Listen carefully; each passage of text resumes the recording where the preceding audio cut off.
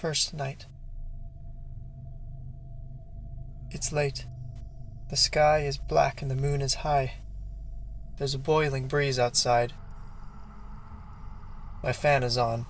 It's too hot to have it off. My head hurts a little and my eyes are adjusting to me waking up, but I am also confused. Why am I awake? I look around, listening to the rustling of my hair against my pillow as I peer around. Is that a man in the corner?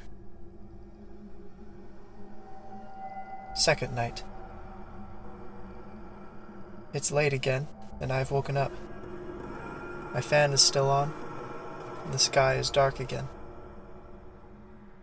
It's cooler tonight, but I still like the fan on. The security of sound calms me. The shadow is back. He wears a top hat and a trench coat.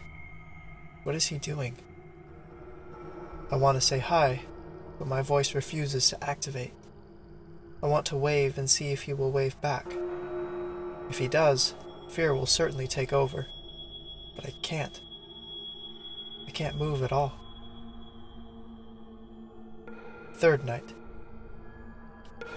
Maybe it's recurring sleep paralysis. I've had it before, but these nights feel different. My eyes darted around for him again. Where is he? Is he here? I hear him breathing next to me, him shaking in my frozen state. I'm scared to death. Am I going to die? There's a random man next to me in the middle of the night and I cannot scream for help. Please, somebody, anybody, help me. Fourth night. I woke up. The fan is off. I can't turn it back on. I can't move again. He is there, in front of me. He's nervous. So nervous. I can hear his breath shaking and see his eyes darting around the room, but he's fixated on the closed windows. I waited a few minutes and saw him lean through the windows. He didn't open them or anything. He literally phased through the glass, looked around the outside as if to wait for something, or someone, before going back and staring straight in front of me. Fifth night. I'm more used to his presence. He still frightens me slightly, but I'm sure he doesn't want to hurt me. My fan is on again. The night is hot again. My covers are folded up beside my bed and he is waiting again. What is he waiting for? Sixth night. I awake to a deep voice. Wake up. I do so, and I see the shadow in front of my face. I can see the lack of details on his pitch-black face. I can only see his eyes, his empty, eternal eyes. Do not be afraid.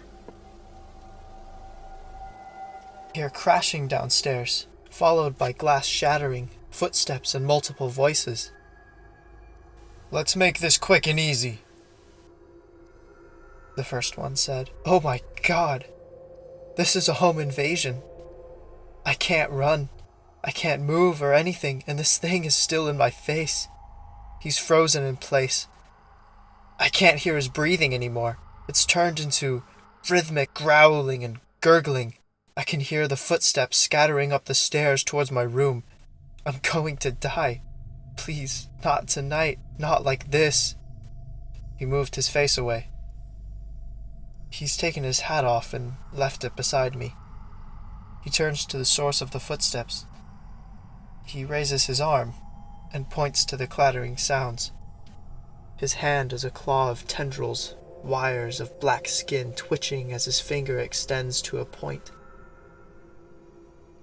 Suddenly all I can hear is the fan, the sound growing louder and louder, and I pass out. Before I fall, I can briefly hear screaming. Blood-curdling, painful screaming.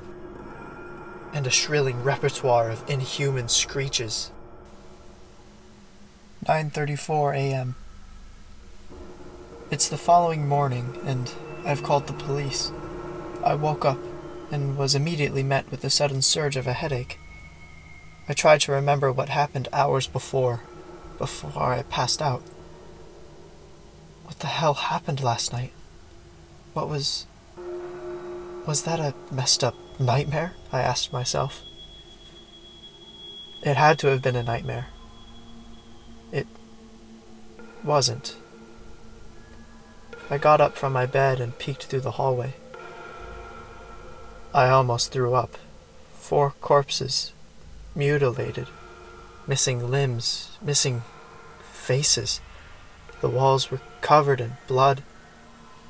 I called the police, even though I was hesitant. I had no idea how I was going to tell the dispatcher about last night, but they knew what happened. They knew I passed out before the intruders were killed. I said I had no idea what killed them.